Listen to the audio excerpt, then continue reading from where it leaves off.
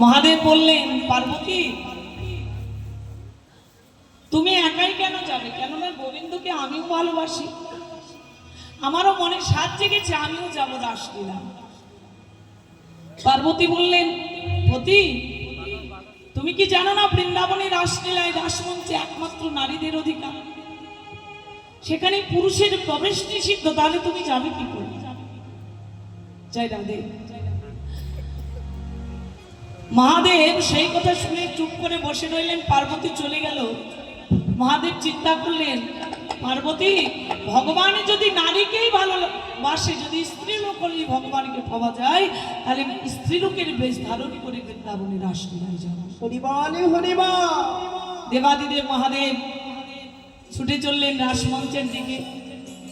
আর বৃন্দাবনে যেদিন ভগবানের বাঁশি বেজেছিল, সেদিন সমস্ত গোপীরা কেউ এলোমেলো, একটু আগে আপনারা শ্রবণ করলেন, রায় সাজে বাঁশি বাজে না পড়িল। যখন শাস্তে কৃষ্ণ ব্রজ গোপীরা রাধারানী সহ, তখন কি হলো? তখন কি করতে যে গোপীরা কি করবে? আত্মস্মৃতি জ্ঞান শূন্য, কারোর বসন খুলে পড়েছে, কারোর মাথার কেশ খুলে গেছে, কেউ গলার হার পায়ে পড়েছে, পায়ের নুপুর গলায় পড়েছে। এই যে বসনগুলি বৃন্দাবনের আনাচে কানাচে পড়ে রইল, যাদের বসন খুলে গেছে, এভাবে মহাদেব যেতে যেতে এক বস্ত্র করে পেয়ে এবার মহাদেব ঠিক স্ত্রীলোকের মতো করে সেজে মাথায় বড় একটা ঘোমটা দিয়ে দাঁড়িয়েছে বৃন্দাবনের রাসমঞ্চে রাসলীলা। ভগবান শ্রীকৃষ্ণচন্দ্র রাসলীলা করবেন এমন সময় আর হচ্ছে না। ভগবান চিন্তা করলেন, এই রাসমঞ্চে নিশ্চয়ই কোনো পুরুষ প্রবেশ ঘটেছে, না হলে এমন হবে কেন? ভগবান আমার ব্রজগোপীদের মধ্যে খুঁজতে খুঁজতে দেখলেন একজন লম্বা চৌড়া স্বাস্থ্যবান দাঁড়িয়ে আছে, মাথায় লম্বা একটা ঘোমটা। সন্দেহ জাগবারই কথা, কেননা বৃন্দাবনে যত গোপী বাবা, তাদের দেহে কিন্তু স্বাস্থ্য নেই। তার কারণ হচ্ছে, আপনি যদি আপনার দেহটাকে যত্ন করেন তাহলে কিন্তু আপনার দেহটাকে সুন্দর হবে, যদি আপনি যত্ন না করেন তাহলে তো সুন্দর হবে।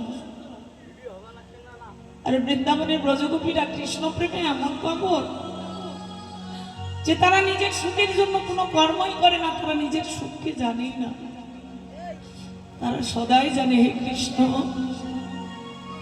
তুমি সুখী হও, তোমার সুখই হলো আমার সুখ। তাই নিজের দেহের যত্ন নেই বলে তারা রোগা সোগা পাতলা সবাই। তাই এই পাতলা রোগা সোগার এই সবগুলি যদি চিকন হয়, আর একজন যদি মোটা চোটা লম্বা যদি দাঁড়িয়ে থাকে, তাহলে তো চেনা যাবে না। তাই এবার ভগবান দূর থেকে দেখতে পেয়েছে। এবার দূর থেকে দেখে ডেকে বলছে, এই যে, বলি ও গোপী এদিকে এসো, তোমার নাম কি গো? বলে আমার নাম। তা মহাদেব তো সত্যবাদী, তিনি তো মিথ্যা বলতে পারে না। তা মিথ্যা আর কি বলবে? বলছে আমার নাম শ্বেত গোপী।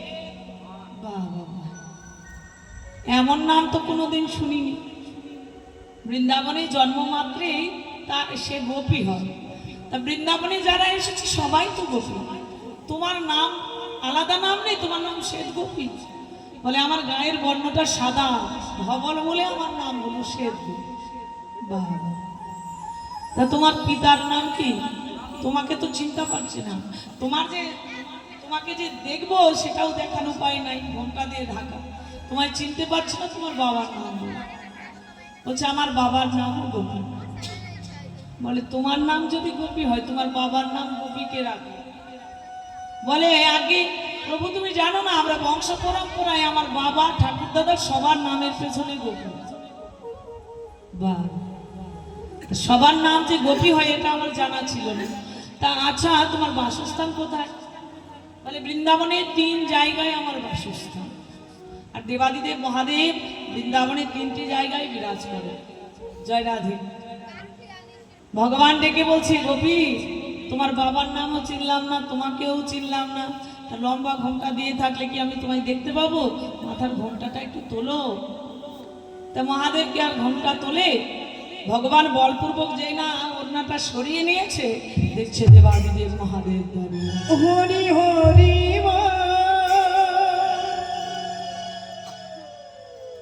ভোলা না, হে কি তুমি কেন এসেছো বৃন্দাবনের রাসলীলায় রাসমঞ্চে? তুমি কি জানো না বৃন্দাবনে এই রাসলীলায় রাসমঞ্চে শুধুমাত্র নারীদের অধিকার? দয়াময়, আমায় তুমি ক্ষমা করে দাও। আমি অপরাধ করেছি, আমি অন্যায় করেছি।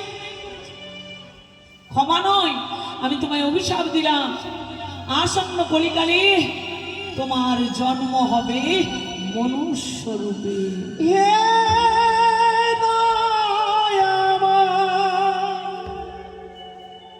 প্রভু, আমি তো আমার ভুল বুঝতে পেরেছি, আমি তো তোমার কাছে ক্ষমা চাইলাম, তুমি না কৃপা না, তুমি আমায় কৃপা না করে অভিশাপ দিলে।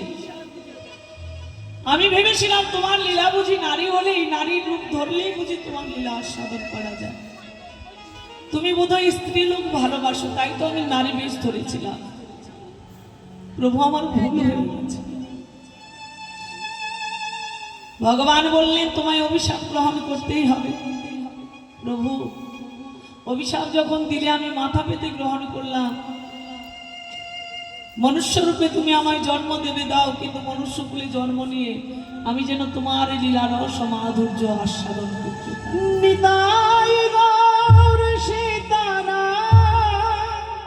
প্রীতি প্রেমানন্দে হরি হরি মহাদেব। তুমি তো বড় চতুর, আমি ছাড়া আমার লীলা আস্বাদন করাবে এ জগতে এমন শক্তি কার আছে? বেশ, বাসনায় যখন করেছ, নাম যখন আমার বাঞ্ছা কল্পতরু ভগবান, তোমায় আমি কথা দিলাম, আগত কলিযুগে তুমি হবে অদ্বৈত আচার্য। তোমার ডাকে, তোমার হুঙ্কার ধ্বনি শ্রবণ করে আমি কলিতে গৌরাঙ্গ হব।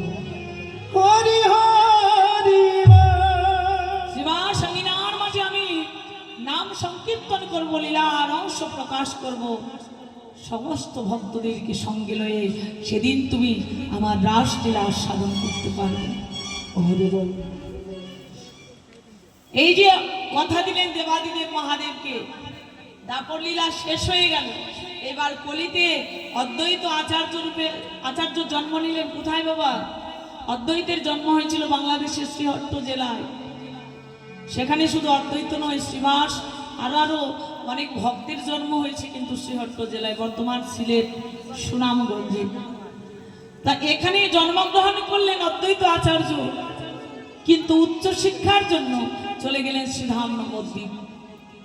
আর সেখানে তিনি হয়ে উঠলেন কমলাক্ষ থেকে অদ্বৈত আচার্য। পরিজীবের যিনি উপদেষ্টা, আচার্য শব্দের অর্থ হচ্ছে উপদেষ্টা, যিনি পরিজীবীকে উপদেশ করেন, ভগবানের সেবা করবার যিনি উপদেশ দেন, তিনি হচ্ছেন আচার্য, অদ্বৈত আচার্য। 12টি বছর ধরে নারায়ণ শিলায় ফুল তুলসী পত্র অর্পণ করে নয়নের জলে কেঁদে বলে, দয়াময়, তুমি তো আমায় কথা দিয়েছিলে, তুমি আসবে, তুমি তো বলেছিলে আমার ডাক শুনেই তুমি পৃথিবীতে অবতীর্ণ হবে, তুমি নাকি তোমারই লীলা আমায় আস্বাদন করাবে। প্রভু, তোমায় ডাকতে ডাকতে আমার বাল্যকাল চলে গেল, আমার যৌবন কাল গেল, বৃদ্ধকাল এলো, বৃদ্ধকাল এলো। ওগো দয়াময়, এই বুঝি পরপারের বাঁশি বেজে উঠলো। হরি বল, আমার জীবন বেলা বুঝি ফুরায় যায়। বলো বলো হে গোবিন্দ, আর কি জনমের মতো তোমার দর্শন হবে না। হরি বল,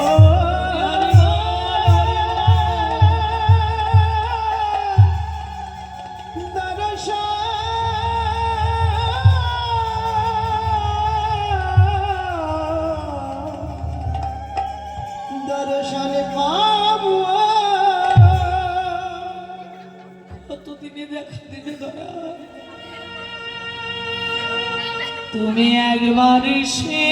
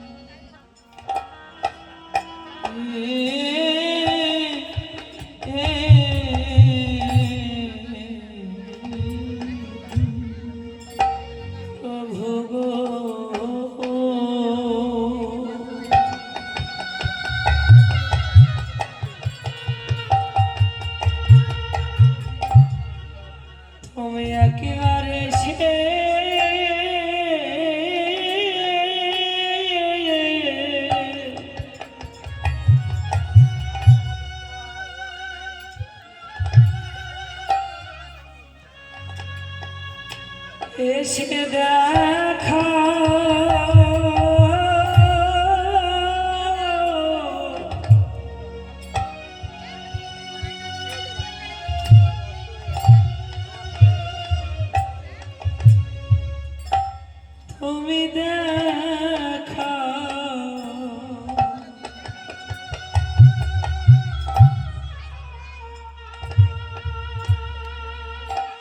দাও হে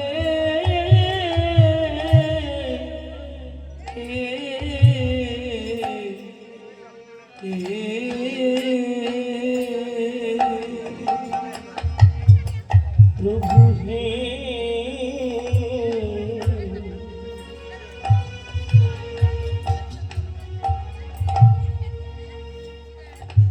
তুমি একবার সে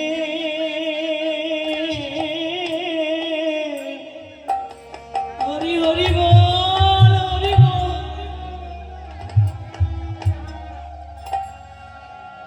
আমায় দেখা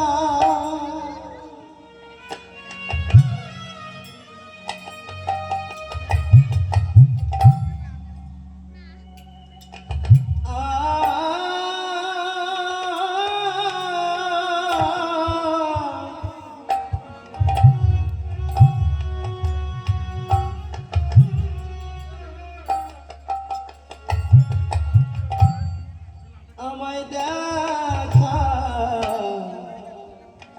দেখা দাও হে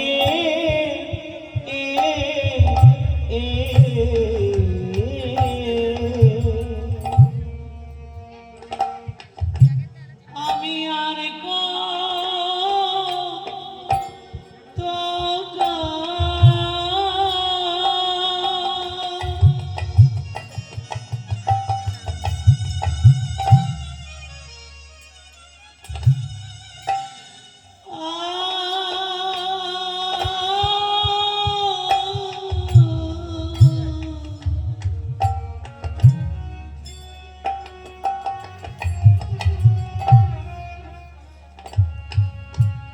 তোমায় ডাকব বলো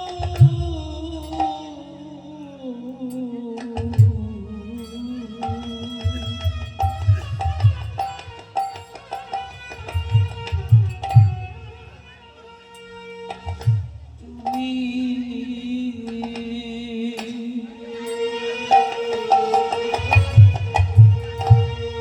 একবার সে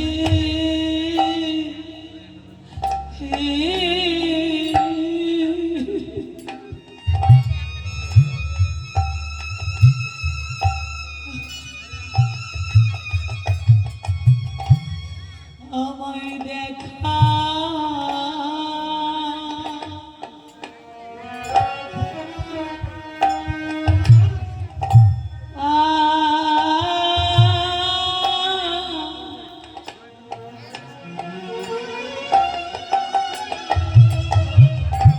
দেখা দাও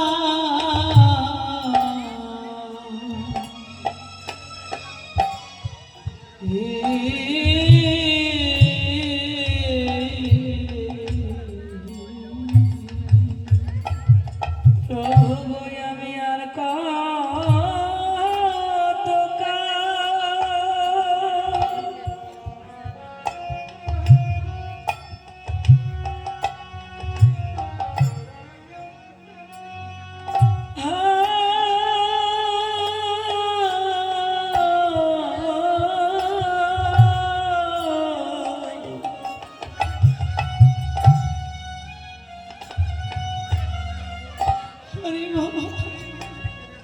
তোমায় ডাকিব বলো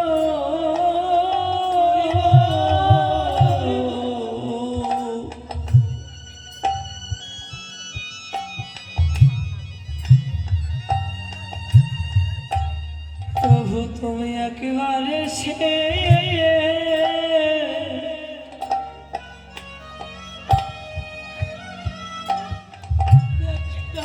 আমায় দেখা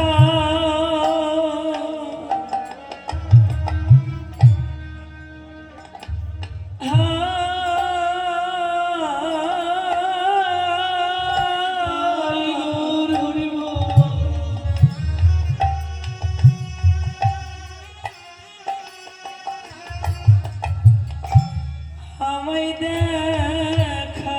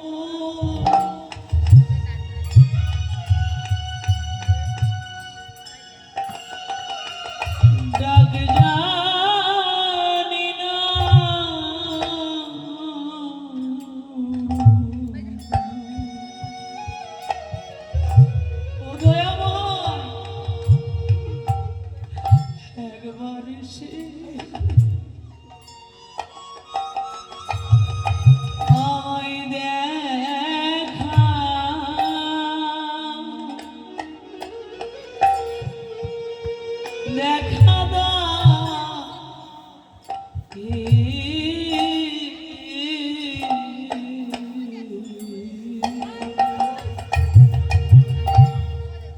তোমায় ডাকার মতো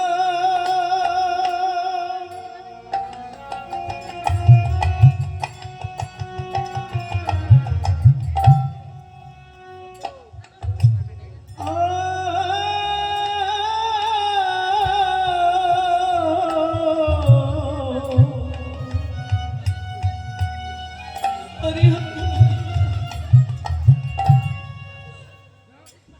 প্রভু তোমার ডাকে যা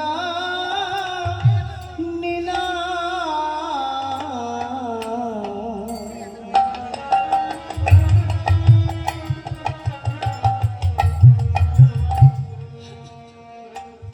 প্রভু তুমি একবারে সে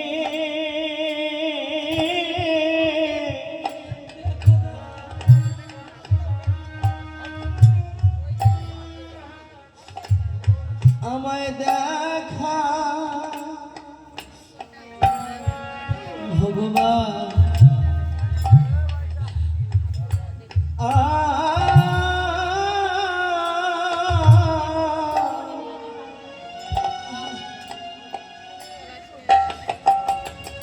তুমি দেখা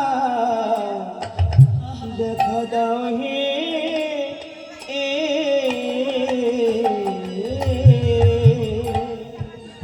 আমি বুঝি কত জনমে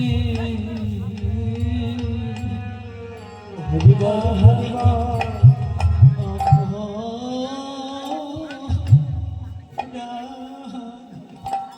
প্রভু গো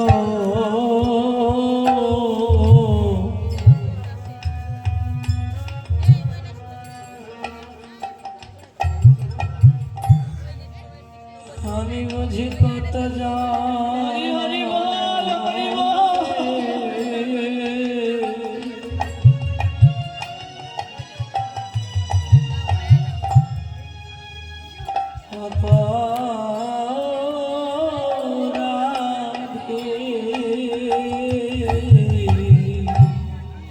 অদ্বৈত আচার্য নয়নীর জলে তুলসী পত্র নিবেদন করেছি। দয়াময়, দেখা দাও, দেখা দাও। ওহে সুন্দর লা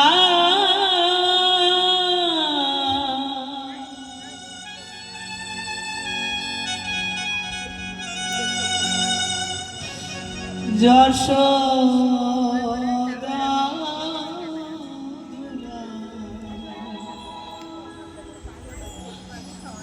বৃন্দা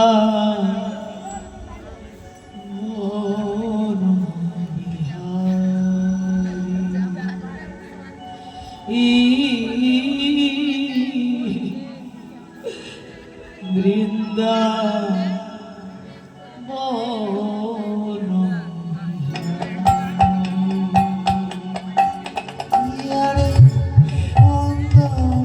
হরি হরি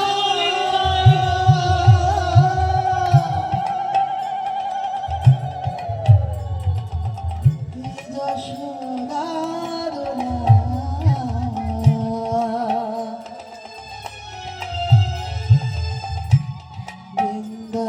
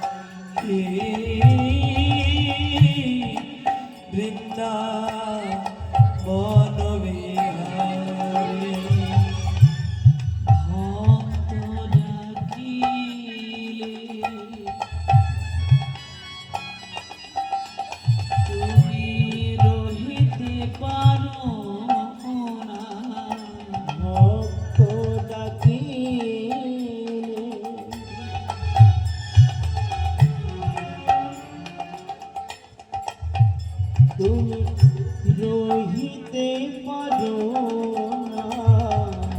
আরে ভক্ত ডাকিলে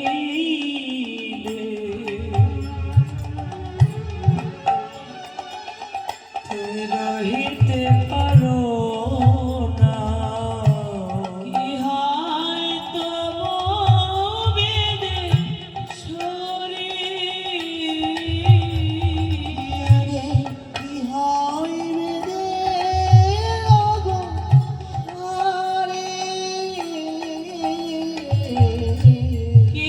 ইহাই তব বেদে সরে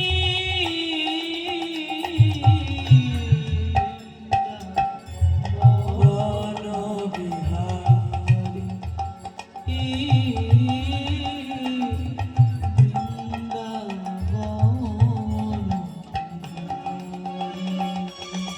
গিরিধারে যশোদা দুলা বৃন্দাবন। হরি হরি বল হরি বল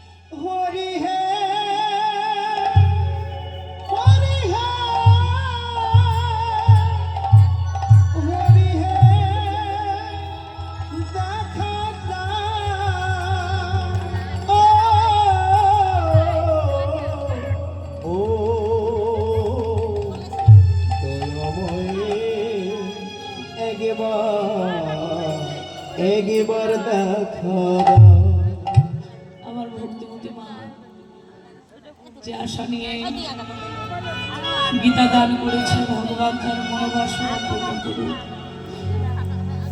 আপনাদের মতো শুদ্ধ ভক্তের বলি যেন মানতে পারে কৃষ্ণ কথা, শ্রবণ করতে করতে, সাধু সঙ্গ করতে করতে একদিন অনাদিরাদি গোবিন্দ চরণ যেন পায়। গীতা নামের তুলিটি গিয়ে যেন ভবনদী পার হতে পারে, আশীর্বাদ করবেন। ভক্তের মনস্কামনা পূর্ণ করা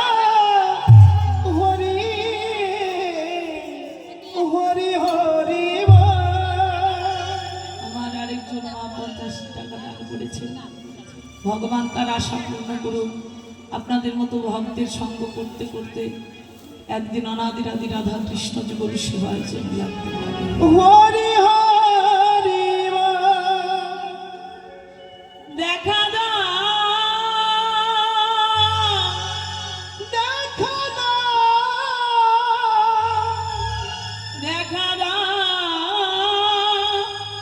ওহে মধুসূদন। ও হে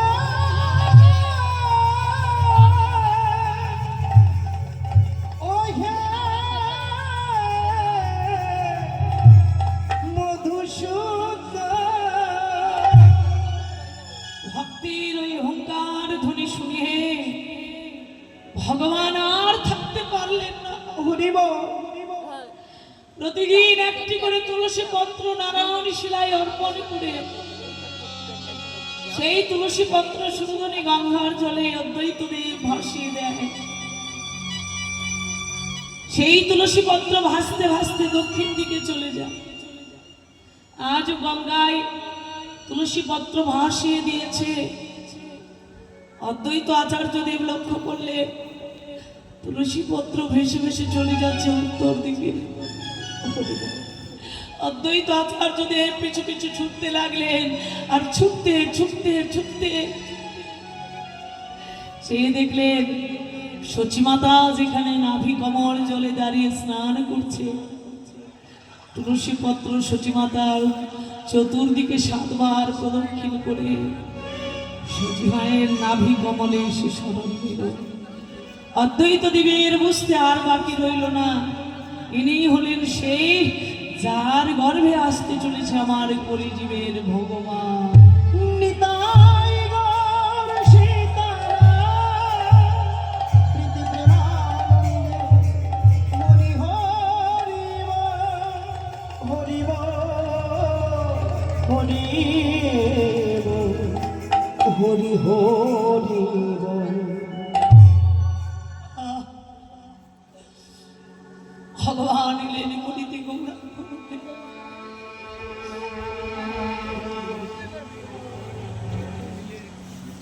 হে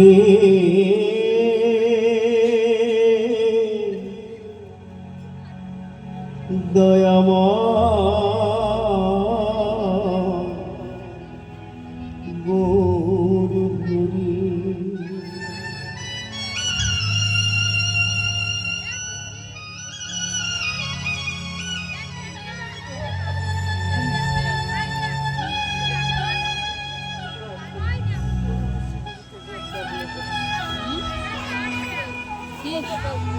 দয়াময় ভগবান এসে ভক্তির ডাকে ধরা দিলেন এই ধরার দুলায়। হরি বল। সচি গর্ভ সিন্ধু ভেদ করে এলেন সিদ্ধান্ত নদিয়ায়। ভক্তগণ সঙ্গে লয়ে শ্রীবাস আঙিনায় সারাদিন নাম সংকীর্তন, আর রাত্রিবেলায় নিশি জাগরণ রসকীর্তনের মাধ্যমে কলিজীবকে উদ্ধার করলেন এবং ভক্ত বাঞ্ছা কল্পতরু ভগবান ভক্ত বাসনায় সে পূর্ণ করলেন। আজি ভক্তগণ সঙ্গে লয়ে মহাপ্রভু ডেকে বললেন, হে ভক্ত, চলো আমরা সুরধনী গঙ্গার কূলে যাই।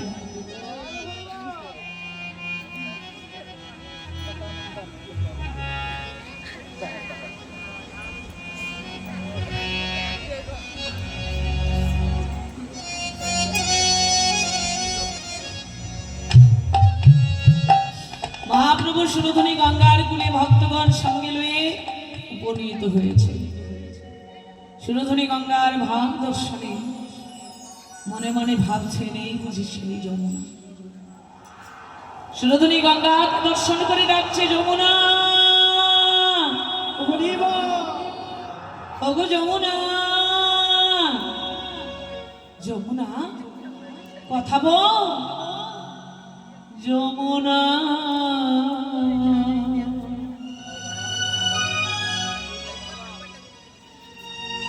এই কি রে তুই সে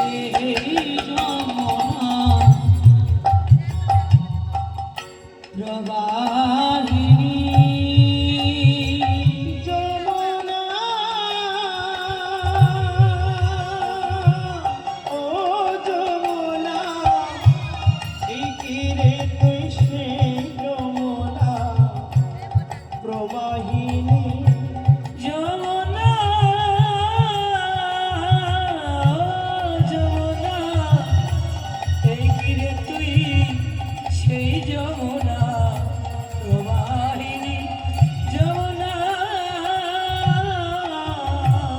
যার বিমল তটে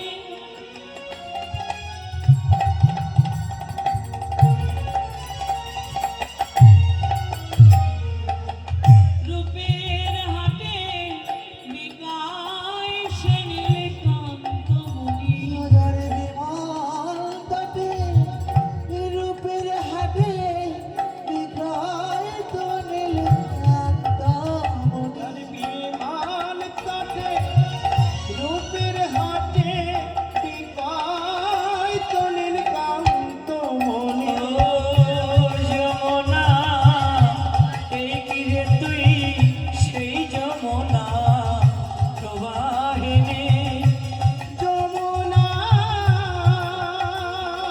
ও যমুনা এই কি রে তুই সেই যমুনা প্রবাহিনী যমুনা। ভাবল, তুই কি আমার সেই যমুনা যার তীরে বসে নিরে করতাম কত খেলা, যার তীরে সখাদের সঙ্গে নিয়ে কত খেলা খেলেছি, যার পক্ষে করেছি নৌকা বিলাস, যার বিশাল তটে একটি হাট বসত। কিসের হাট? রূপের হাট। বিক্রয় হতো কৃষ্ণ নীলকান্তমণি। প্রেমের বিনিময়ে, ভক্তির বিনিময়ে বিক্রেতা ছিল কারা? বৃন্দাবনের ওই ব্রজগোপী। ক্রেতা ছিল কারা? যাদের অন্তরে প্রেম আছে, ভক্তি আছে, তারাই হলেন বিক্রেতা। কোথা চারু চন্দ্রাবলী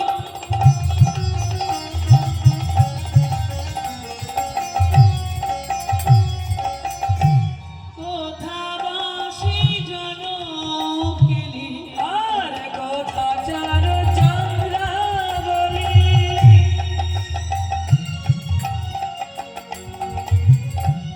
কথা বাসি জল কেলি কোথা বাসে চন্দ্রাবলী, কোথা বাসে গানকেলি। রাস বিহারী বংশীধারী বামে তেরাই বিনোদী। কোথায় রাজবিহারী বংশীধারী পামে তেরাই বিনোদিনী। ও যমুনা এই কি রে তোর সেই যমুনা প্রবাহিনী। যমুনা ও যমুনা এই কি রে তুই সেই যমুনা প্রবাহিনী। যমুনা হরি বল, হরি বল। ও যমুনা এই কি রে তুই সেই যমুনা প্রবাহিনী যমুনা। উজান বেয়ে যাই উজান বেয়ে যাই বল বল, তুই কি আমার সেই যমুনা? মনে পড়ে গেল সেই পূর্বের কথা। বৃন্দাবন লীলা গোরার মনেতে পড়িল মনেতে যমুনার ভাব সুরধনী রে। ধনী রে কি করছে? ফুল বন দেখি বৃন্দাবনের সমান রে। ফুলবন দেখি বৃন্দাবনের সমান রে। আর ভগবান দেখি বৃন্দা সহচর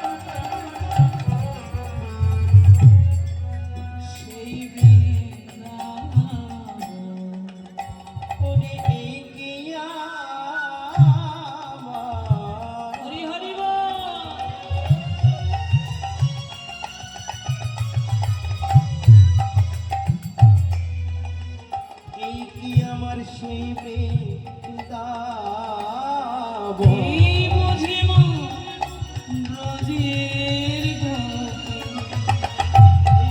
আমার সেই বৃন্দাবন, এরাই আমার সেই ব্রজের তাদের ভাব দেখে গাইরে চেনা, বুঝিয়ে নাই আমার ব্রজগোপী, স্বভাব দেখে গাইলে ও বুঝিয়ে নাই আমার ব্রজগোপী, এই কি আমার সেই বৃন্দাবন।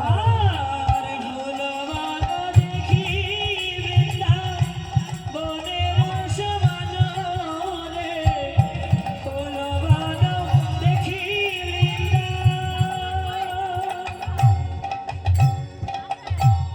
ফুলবনে দেখি বৃন্দাবনের সমান, বনের সবার সহচর গণ গোপী করে অনুমান। গোপী করিও নো করিও নো ও নো। ফুলবানে দেখছি বৃন্দাবন, সহচর গণ দর্শন করলেন, এরাই বুঝি সেই ব্রজগোপী, হবে না কেন? যারা বৃন্দাবনের ব্রজগোপী তারাই সহচর রূপে সে ধাম নবদ্বীপে এসেছে। বৃন্দাবনের ব্রজের সেই সখাসখীগণ তারাই আজকে এই নিত্য নবদ্বীপ লীলায় তারাই সহচর। যারা ব্রজে ছিল তারাই নদিয়ায় এলো, যারাই গোপী তারাই সহচর। গোপী কারা? শাস্ত্র বলছে আত্মসুখ নাহি গোপিকার, কৃষ্ণ সুখে করে তারা সতত বিহার। যারা শাসক বাসনা হয়ে কৃষ্ণ সুখের কর্ম করে তারা ব্রজগোপী।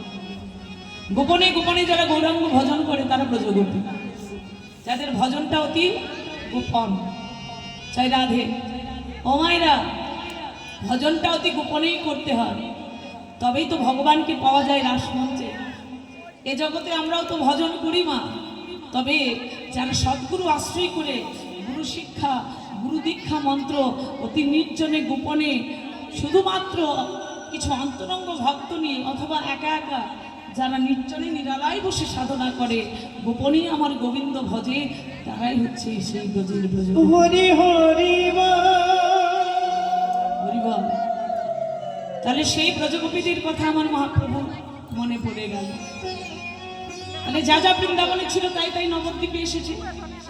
সুরধনী গঙ্গা দেখছে, যমুনা ফুলবন দেখছে বৃন্দাবন, সহচর দেখছে ব্রজগোপী, গৌরী নিজেই কৃষ্ণ। তাহলে আর কি কি এনেছে? ব্রজলীলায় যেদিন বৃন্দাবনে রাসলীলা করেছিলেন সেই প্রত্যেকজনকে সঙ্গে এনেছে আমার মহাপ্রভু। তাহলে সবাইকে তো আনলো না। আরেকটি জিনিস এসেছে, যে জিনিসটা বৃন্দাবনেও ছিল এখানেও আছে। বৃন্দাবনে যে জিনিসটা ছাড়া ভগবান রাসলীলা করতে পারতেন না, তার নাম কি জানেন? আর কি এনেছে? গোপী। গোপীর কথা তো একটু আগেই বলতাম। গোপী তো এনেছে, কিন্তু যেটা ছাড়া বৃন্দাবনে রাসলীলা হতোই না সেটাও ভগবান এনেছে। কোনটা মা জানো তোমরা? ভগবানের হাতের সেই মহন মুরলী, যেটা ব্রজলীলায় ছিল, বৃন্দাবনের রাসলীলায় রাসমঞ্চে এই মহান মুরলী যদি না বাঁচত তাহলে ব্রজগোপীরাও আসত না, রাসলীলাও হতো না। সেই মুরলী এসেছে খুরলি হয়ে। মুরলী ডেকে বলেছিল, হে দয়াময়, সারাটি জনম ধরে আমি তোমার সেবা পূজা করলাম, সারা জীবন ধরে তোমার অধর সুধা পান করলাম, কিন্তু যেদিন তুমি শ্রীধাম বৃন্দাবন ছেড়ে নদিয়ায় যাবে, তুমি সবাইকে সঙ্গে নিচ্ছ, আমাকে কি সঙ্গে নেবে না? দয়া করবে না? ভগবান বললেন, মুরলী সেদিন তুমি হবে পুরলি, তোমার নবম ছিদ্র বন্ধ হয়ে যাবে, সেদিন তোমার দেহের উপরে তৈরি হবে চামড়ার ছাউনি, শাউলির চামড়া দিয়ে ছাউনি দিয়ে তোমার নাম হবে মৃদঙ্গ। ব্রজে ছিল, নদিয়ায় এসে ব্রজের মুরলী, শ্রীধাম নবদ্বীপে এসে হলো খুরলি অর্থাৎ শ্রীখোল। এই যে শ্রীখোল বাদ্যযন্ত্রটা বাজছে, শ্রীধাম নবদ্বীপে গৌরাঙ্গ মহাপ্রভু যেই খোলত করতাল সঙ্গে নিয়ে হরিনাম প্রচার করেছিলেন, তাই রাধে, তাই সেই খোল করতাল নিয়ে মহাপ্রভু আজ আনন্দে নৃত্য করছে। খোল করতাল গোরা সোমেলু করি